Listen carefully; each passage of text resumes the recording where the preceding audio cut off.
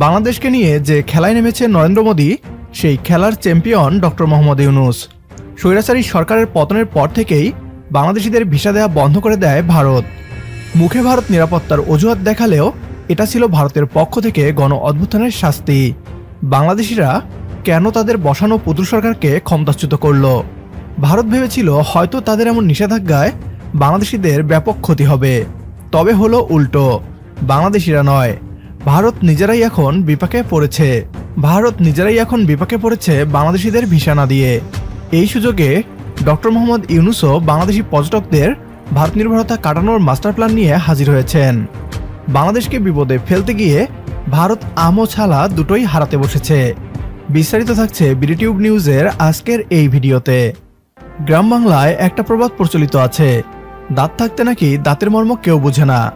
বাংলাদেশিদের ভারত ভ্রমণ নিয়ে ভারতীয়দের মাঝে একটা নেগেটিভ ধারণা ছিল। বাংলাদেশিদের ভারতে আসতে দিয়ে ভারত বিরাট উপকার এবং দয়া দেখাচ্ছে বাংলাদেশিদের, এমন ভাবছিল কলকাতার দাদাদের। সোশ্যাল মিডিয়ায় প্রায় পশ্চিমবঙ্গ দাদাদের দেখা যেত বাংলাদেশিদের ভারতীয় ভিসা না দেওয়ার দাবি তুলতে।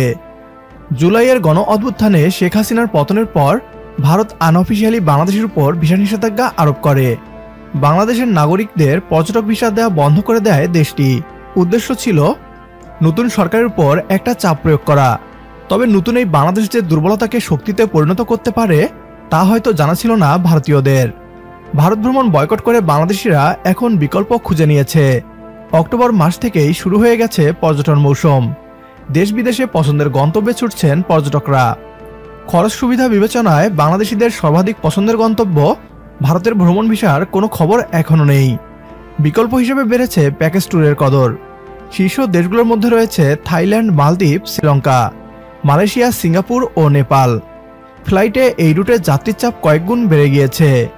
ভারতগামী ফ্লাইট বন্ধ করে দিয়ে থাইল্যান্ড, মালদ্বীপ রুটে ফ্লাইট দ্বিগুণ করছে এয়ারলাইন্সগুলো।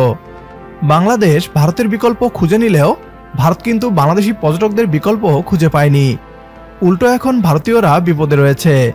কলকাতায় বাংলাদেশি পর্যটক তলানিতে নেমে যাওয়ায় বড় ধরনের আর্থিক ক্ষতির মুখে পড়েছেন স্থানীয় ছোট বড় ও মাঝারি সব ধরনের ব্যবসায়ী। আবাসিক হোটেল, খাবারের দোকান, এমনকি ট্যাক্সি চালকদের চোখে মুখেও নেমে এসেছে অন্ধকার। পর্যটক খরায় হোটেল ও বিপণী বিতানের মতো কলকাতা ঢাকা রুটে সরকারি বেসরকারি পরিষেবা প্রায় বন্ধের মুখে। বর্তমান অবস্থা অব্যাহত থাকলে আগামী জানুয়ারিতে কলকাতা বাংলাদেশি পর্যটক শূন্য হয়ে পড়বে বলে আশঙ্কা স্থানীয় ব্যবসায়ীদের। রাস্তায় ভিক্ষা করার মতো অবস্থা কলকাতার 70% ব্যবসায়ীর। প্রতি বছর 20 লাখ বাংলাদেশি ভারত ভ্রমণ করে থাকে। বাংলাদেশিদের কাছ থেকে ভারতের পর্যটন খাতে আয় $5 বিলিয়ন বেশি। বাংলাদেশি পর্যটক ভারতের কাছে সোনার খনির থেকে কম নয়। এবার সেই সোনার খনি হাতছাড়া হয়ে গিয়েছে ভারতের। বাংলাদেশ এভাবেই ধীরে ধীরে ভারতীয় দাসত্বমুক্ত হবে। আমাদের সাথে একমত হলে কমেন্ট বক্সে ইয়েস লিখে জানিয়ে দিন আমাদের। সেই সাথে ভিডিও শেয়ার করে দেখার সুযোগ করে দিন আপনার বন্ধুদের। পরবর্তী ভিডিও দেখার আমন্ত্রণ জানিয়ে বিদায় নিচ্ছি আজ। আল্লাহ হাফেজ।